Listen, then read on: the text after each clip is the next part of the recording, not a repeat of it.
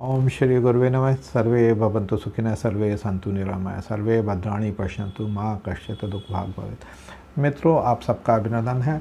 आज कटनी ज़िले से बहुत बड़ी खबर आ रही है मित्रों, बहुत बड़ी खबर आ रही है। बांधवगढ़ से जो हाथी का बच्चा वहाँ से निकला था, भागा था, उसको रेस्क्यू करने में बहुत बड़ी सफलता प्राप्त की है। और उसको आप देखिए, जो इस छोटे से ट्रक में भर के वापस ताला ले जा रहा है।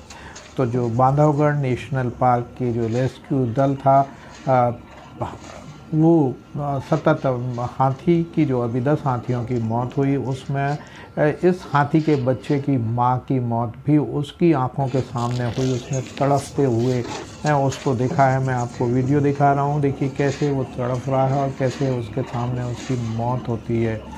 मित्रों, ये बड़ा दर्दनाक हादसा है। और इसके बाद से ही लगातार वो हाथी का बच्चा उस जगह से भागा और अभी तक उसने ये सूचनाएं मिल रही हैं, अभी तक उसने कुछ नहीं खाया है और वो डरा सहमा हुआ है, माँ के वियोग में तड़फ रहा है और इधर उधर भाग रहा है। आप देख सकते हैं कि जो ट्रक में हाथी का बच्चे को लोड किया है, उसमें भी वो शांत नहीं खड़ा है और बड़ा विचलित दिखाई दे रहा है। तो मित्रों, ये आज रेस्क्यू दल की बहुत बड़ी सफलता है। उनको, उनके समस्त कर्मचारियों को बहुत बहुत बधाइयाँ, बहुत बहुत साधुवाद ज्ञापित करता हूँ। मित्रों, ये जो हाथी का बच्चा है, आपको पुनः एक बार बता दूं कि जो दल था, 13 हाथियों का दल था, उसमें 10 हाथियों की मौत हुई है, जिसमें से 9 मादाएँ थी। एक हाथी का जो बच्चा है, उसकी माँ भी उसमें थी और उसके सामने बड़ा तड़फ तड़फ के माँ ने प्राण त्याग दिए, जिससे वो विचलित हुआ और दुखी, बहुत अत्यंत दुखी है। उसने अपना स्थान छोड़ दिया और वो कटनी की तरफ उसने अपना रुख किया। और कटनी में रेस्क्यू दल भी उसके साथ साथ उसने रेस्क्यू दल भी चला और महाददी विलायत कला कटनी की जो उसकी लोकेशन थी, उससे आगे भी निकला और कटनी ज़िले, कटनी की सीमा में उसको रेस्क्यू करने में सफलता प्राप्त की है और उसको वापस ट्रक में लाद के ले जाया जा रहा है। मित्रों, ये जो घटना थी, उसकी तो फॉरेंसिक रिपोर्ट जो बरेली से है, वो आज प्राप्त हो गई, जो कुछ इस प्रकार है। जो बिसरा भेजा गया था Bareilly, Indian veterinary research institute Bareilly से, जो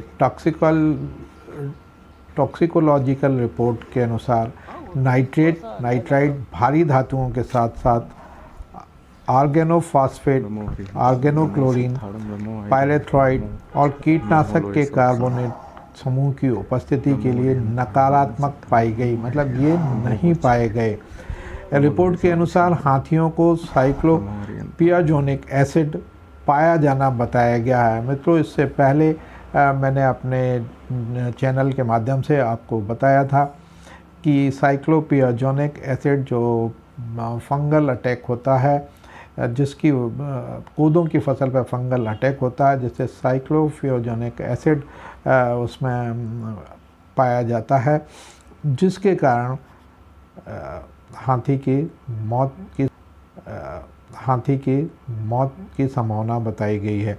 साइक्लोपियाजोनिक एसिड पाया जाना बताया गया। रिपोर्ट के अनुसार यह भी पता चलता है हाथियों ने बड़ी मात्रा में खराब कोदो अनाज खाए। नमूनों में पाए गए साइक्लोपियाजोनिक एसिड की विषाक्तता की गणना और आगे की जा रही है। IVRI ने अपनी रिपोर्ट में आसपास के क्षेत्रों में ध्यान रखने की एडवाइजरी भी जारी की है, जिसमें ग्रामीणों में जागरूकता, खराब फसलों में मवेशियों को न चरने, इस पर और अध्ययन करने जैसे बिंदु दिए गए हैं, जिसे प्रबंध पालन करा रहा है। L कृष्णमूर्ति, भारतीय वन सेवा, अपर प्रधान मुख्य वन संरक्षक, वन जीव और मध्य प्रदेश, भोपाल द्वारा यह रिपोर्ट सार्वजनिक की गई है। मित्रों, कुछ ज्वलंत प्रश्न उपस्थित हुए हैं इस घटना के बाद से, वो मैं आपके साथ शेयर करता हूँ। बांधवगढ़ में 10 हाथियों की मौत ने मेरे देश को झकझोर कर दिया। सारे अधिकारी जागृत हो गए। ताबड़तोड़ राज्य वन मंत्री के नेतृत्व में एक दल घटना की जांच हेतु बांधवगढ़ रवाना किया गया। राज्य मंत्री की भ्रामक जानकारी मुख्यमंत्री को देने के कारण माननीय मुख्यमंत्री ने फील्ड डायरेक्टर को निलंबित कर दिया, जो विधिवत अर्जित अवकाश पर अपनी मां का इलाज करा रहे थे। दल के सदस्य अशोक वर्णवाल ACS वन विद्वान एवं कुशल प्रशासक हैं, वहीं मूर्ति वन्य प्राणी विशेषज्ञ हैं। प्रश्न इसलिए भी उठ रहा है कि ज्वाइंट डायरेक्टर, जिनकी प्राथमिक जवाबदारी है, उनके विरुद्ध कार्रवाई नहीं की गई है। यह बहुत बड़ा प्रश्न है कि क्या कारण है कि ज्वाइंट डायरेक्टर को छोड़कर सीधे FD और सहायक वन संरक्षक को निलंबित किया गया है। यहाँ हाथियों ने तड़फ कर दम तोड़ा। यदि समय पर उनका उपचार मिल जाता तो शायद हाथियों की जान बचाई जा सकती थी। प्रत्येक राष्ट्रीय उद्यान में वेटनरी डॉक्टर पदस्थ होते हैं, इन्होंने उपचार क्यों नहीं किया, यह भी एक ज्वलंत प्रश्न है। और ये जो डॉक्टर्स हैं वो भी जांच के घेरे में उनकी कहीं ना कहीं इस ओर इंगित करता है कि उनकी लापरवाही निश्चित रूप से सुनिश्चित करनी चाहिए। यह भी विचारणीय प्रश्न है कि डॉक्टर के विरुद्ध कार्रवाई क्यों नहीं की गई। संपूर्ण कार्रवाई पर प्रश्न चिन्ह लगा रहा है। सनातन संस्कृति में हाथी की यूं ही पूजा नहीं की जाती। हम हाथी को ईश्वर का रूप मान के उसकी पूजा करते हैं। अपनी जान देकर भी, हाथियों ने अपनी जान देकर भी हजारों लोगों की जान बचाई है। मित्रों, ये बहुत बड़ी बात है कि यदि साइक्लोफिजोनिक एसिड की वजह से और ये फसल यदि मनुष्य खाता तो शायद उसको भी यही हश्र होता, या पालतू जानवर खाते तो उसका भी हश्र ये होता। और आदमी न जाने कितने आदमी विषाक्त कोदों खाने के कारण उनकी मौत तो हो सकती थी, या उनको अन्य बीमारियां हो जाती, जिसकी जान जो है हाथियों ने अपनी जान देकर बचाई है। और इन्होंने ये हमको फिर एक बार प्रतिपादित कर दिया कि प्राणी जो है इंसान का सबसे अच्छा मित्र होता है और सबसे अच्छा रक्षक होता है। वो सदैव अपने ऊपर जो भी घटनाएं होती हैं, अपने ऊपर विपदाओं को अपने ऊपर लेके और मानव की रक्षा करते हैं। यदि यह दूषित कोदों मनुष्य खाते तो ना जाने कितनी बड़ी मानव क्षति होती। इसकी कल्पना करने मात्र से रोंगटे खड़े हो जाते हैं। उमरिया ज़िले में जो बांधवगढ़ प्रशासन है, बांधवगढ़ नेशनल पार्क वन विभाग के द्वारा दूषित कोदों की फसल नष्ट कर दी गई है। यहाँ राज्य वन मंत्री को मानव के प्रति असंवेदनशीलता स्पष्ट दिखाई दे रही है। पूरे प्रदेश की कोदों की फसल की जांच कृषि वैज्ञानिकों से क्यों नहीं कराई जा रही है। मित्रों, बरेली की रिपोर्ट में भी उन्होंने इस बात का निर्देशित किया है कि इसकी जांच तत्काल कराई जाए ताकि आगामी किसी तरह की क्षति ना हो। उमरिया ज़िले के अलावा किसी अन्य ज़िले में फंगल इन्फेक्शन क्या नहीं हो सकता? बिल्कुल हो सकता है। इसकी जांच तत्काल कराना नितांत आवश्यक है। कृषि मंत्री से समन्वय स्थापित कर पूरे प्रदेश में कोदों की फसलों की जांच की जानी चाहिए। माननीय मुख्यमंत्री जी ने एक परिवार को 25-25 लाख, मृतक परिवार को जो हाथी ने इस घटना के बाद उद्वेलित होकर हाथी ने 2 ग्रामीणों को कुचल दिया था, उनकी मृत्यु हो गई थी, उनको 25-25 लाख रुपए देने की घोषणा की है।